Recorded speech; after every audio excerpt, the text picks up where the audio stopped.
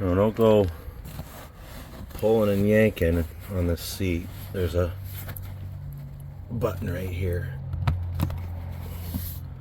It looks like it pops right back down if you let it go. And there's a button right here too, I think. Yeah, right there.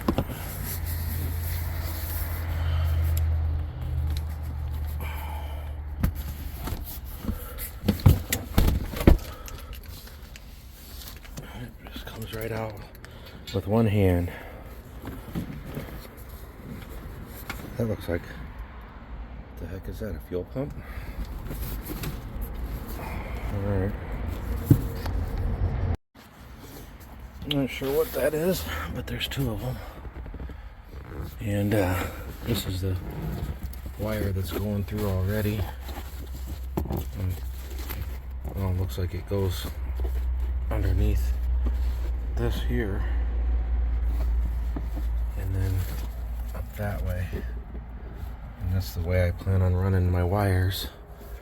And then that's the bolt that I need to bust loose. So the battery wire is going to run right here. Spare tire and jack. 3814.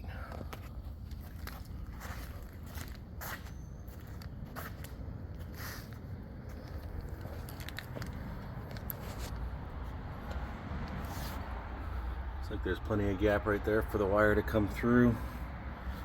The battery will mount there somehow. And the nitrous bottle there, I believe.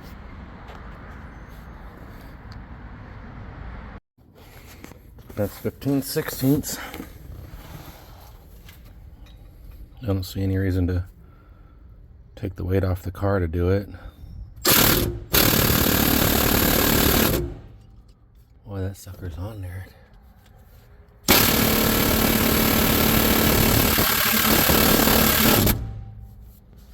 Might need a impact socket.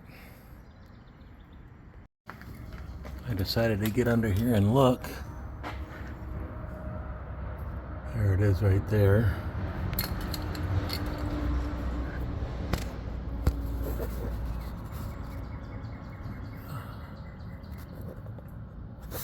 I don't know if there's any pressure on it or not.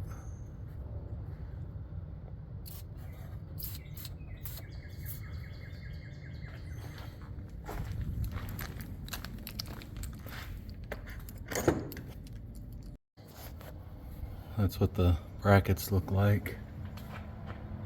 I'm going to be putting new brackets on it.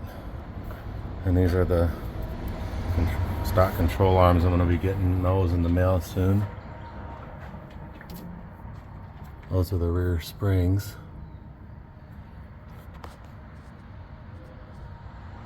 You can barely see. There, you can see that one good. I like that they're on top of the axle instead of where the Fox body ones are.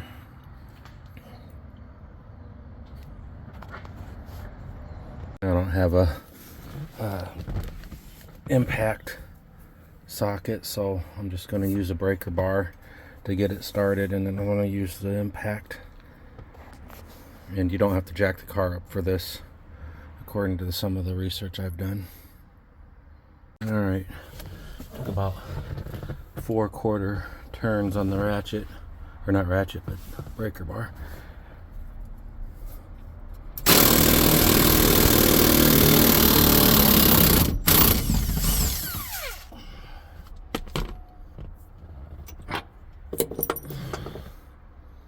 Okay.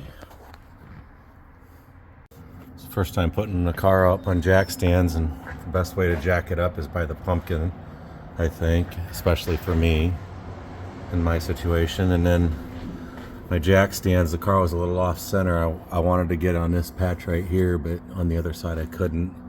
And this seems like a pretty strong spot to put the jack stands on this double welded part, or double layered part.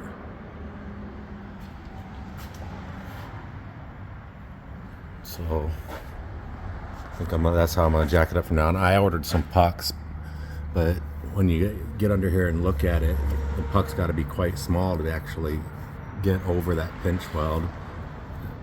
Some videos said to use pucks, but it's like, well, how am I supposed to do that? They're designed to go over the pinch weld, like right here, so they'd have to be quite small.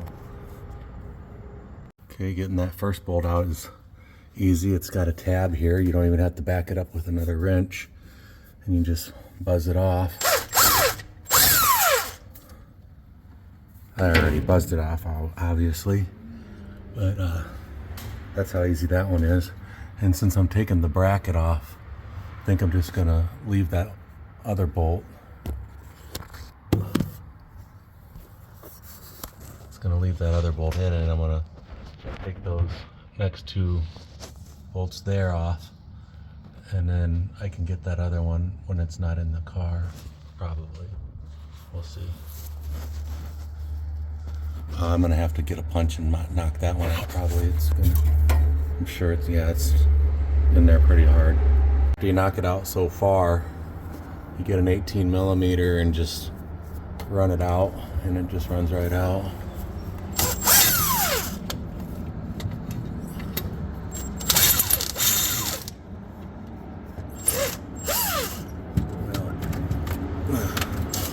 Well, it did.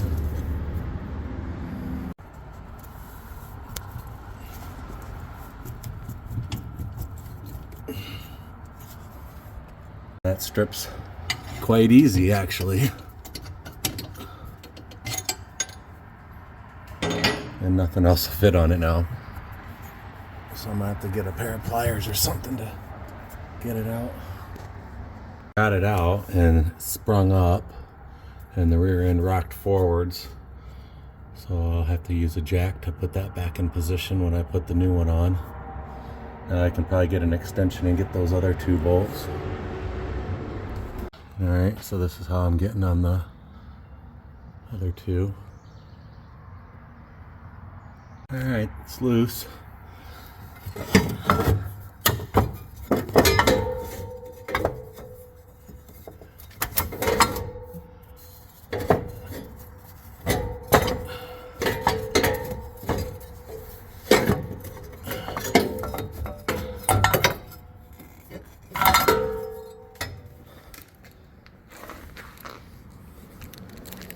Okay.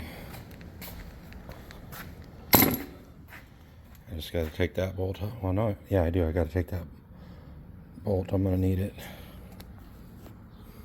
Alright, this comes with this bushing kit. So I'm just going to... I got it lubed.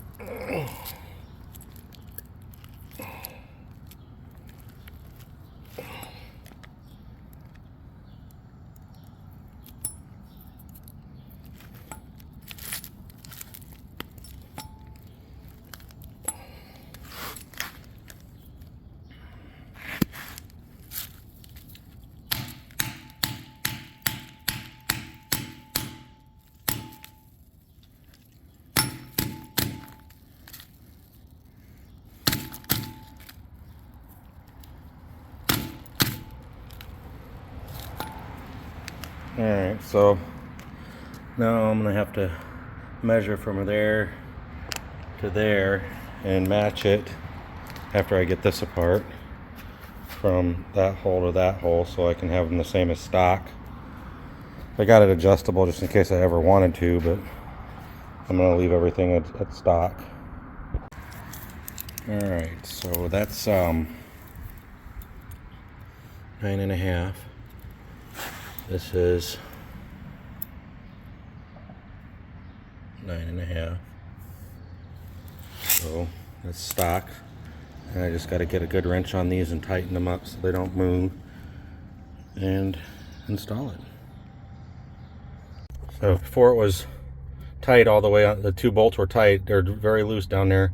Well, I had them backed off just a little bit.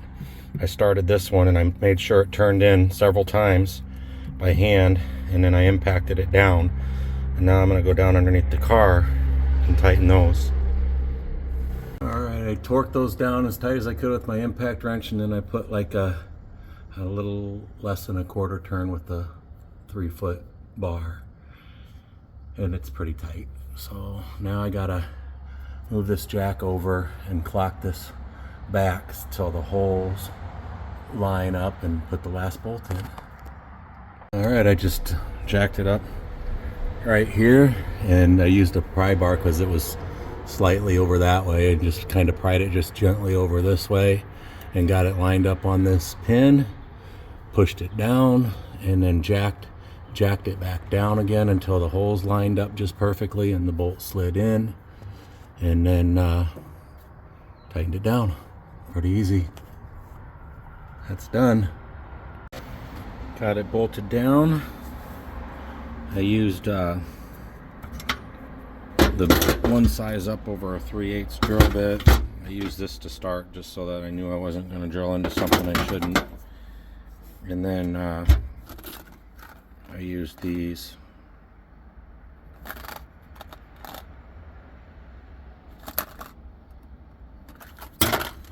and this tool. You just drill a hole, and then you put the nut in, and then you crimp it down just like a rivet, really, and then bolt it in. So it's pretty solid. It's not moving at all. Now I can look at maybe running the hose or something else. Okay, there's a little washer, plastic washer. It's pretty hard, it's not flexible. It goes right there, and then this is what the adapter is to go to your hose for the bottle, and then it goes right there. So the route I took was straight through there, and then under this where the wiring goes, I'll probably zip tie it to this wire here, and then I just reached my fingers behind here and popped that out, and then this bends out enough where you can just run the hose like this, and then take a piece of it, run the hose out here and take a piece of it and just work it behind there, and then kind of flex this out a little bit and tuck it in there, and under here is a nice little void, and then it comes out right there because I don't feel like peeling up the carpet for this. I'll probably go on the other side of the seat belt too, and then I'm going to run it this way, and right up there in the corner is a hole, and you can see it better from here. Right there is the hole, and that's where the line's going to come out into the engine bay.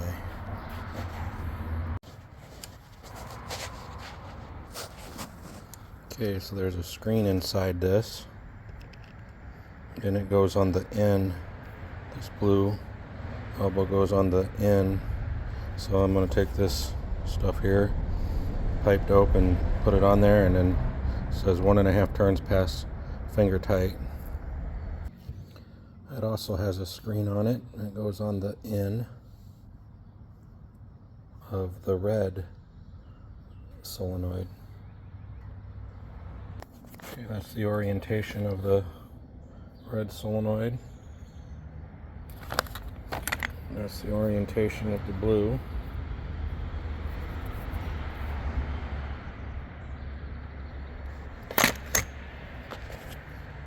Alright, that's what the instructions have me doing. I don't have the same stock intake as they expect me to have, so I don't know where this is going yet. It might be going on the shock tower. Nope, it looks like it's going on the intake. Okay, I removed the throttle body. It had these, which weren't very tight, and these are what's going in, much better. So I have this intake, and this spacer was in it, so they're about the same thickness. So I'm just going to remove this. I don't see any reason to keep it because there's not very much room for the JLT to fit here without touching this stuff. So it says to install one bolt and then install the bracket. So there's an O-ring here and there's an O-ring there, so it's pretty simple to figure out which side goes where. I just need to figure out if it's going with that up or down, probably up. So the jets go here, and then these hard lines go on, and I'm going to put the smallest ones in to start, which is 35 nitrous and 18 fuel, and because I don't want to start too big. And then it sounds like you got to mess with the spark plugs and check them and stuff like that to make sure you're right. So that's off a little bit. I'm going to have to bend it to match. That one fit right in.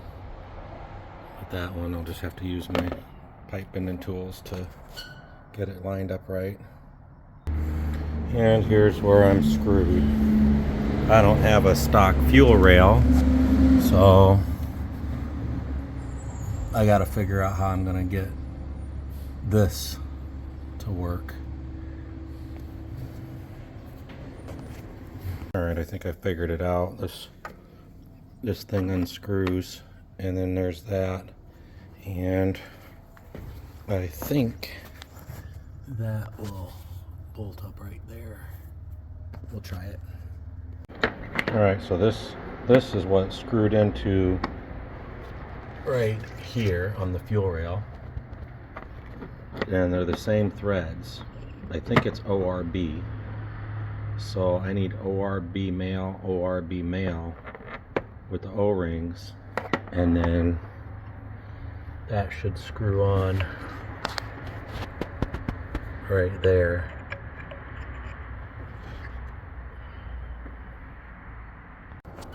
Okay, I got it together. Had to get an ORB to ORB, and it has a nut here. This is adjustable for depth, and also so that I could clock this the way I wanted to, just perfectly, and tighten this nut down.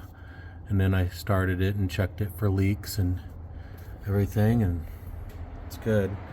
I actually this hose was really long, right? So to make it look better, I added this was the Holley EFI fitting, and I just took off this piece that goes to the hose, and this one screwed right into it, so it extended it back a little more to make it look better, and then the fuel line just tucked itself back pretty easy.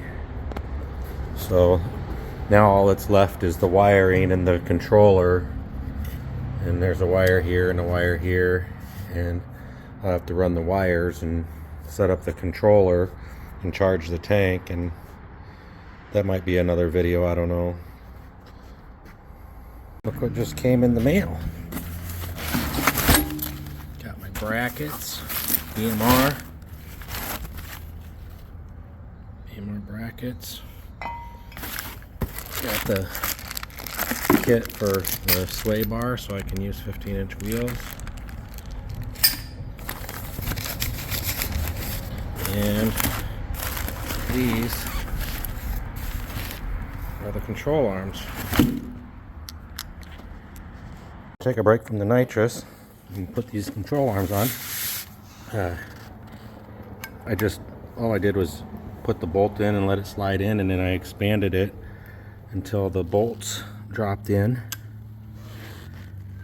So that's the same length as stock. The one's wider than the other, so I'll have to try to hurry up and figure out which way that this installs for the bushings. This one's small and this one's long. Alright, I got one set on. That's the easy side.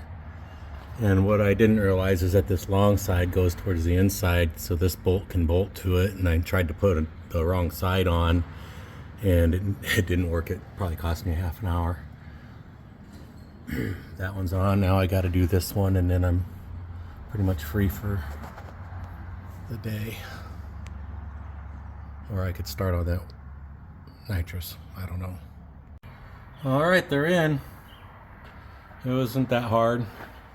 A little bit of prying here and there to get the rear end to line up with the length of the control arms, because it falls out when you do it. But other than that, and I didn't probably use the right bolts for these. I just put them back on. I probably shouldn't have, because I bet that was a half a pound. But anyway, they're together, so that's what they look like.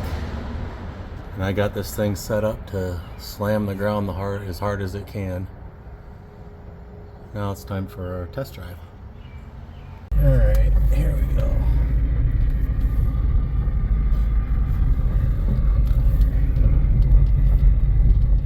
See if I can get a break in the traffic.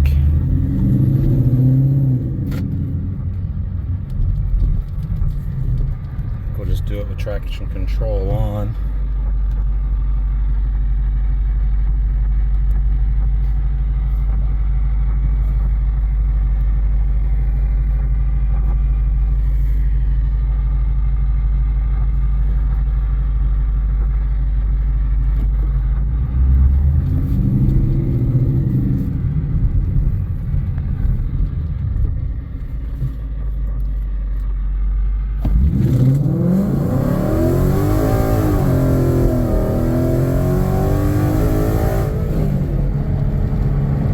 Well, it spun like a mother, 5.0.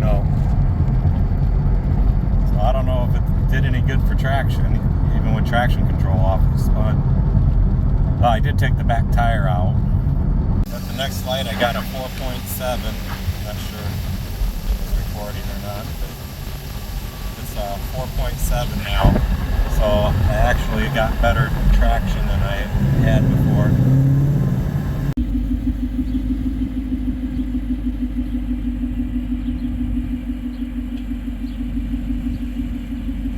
Yep, go.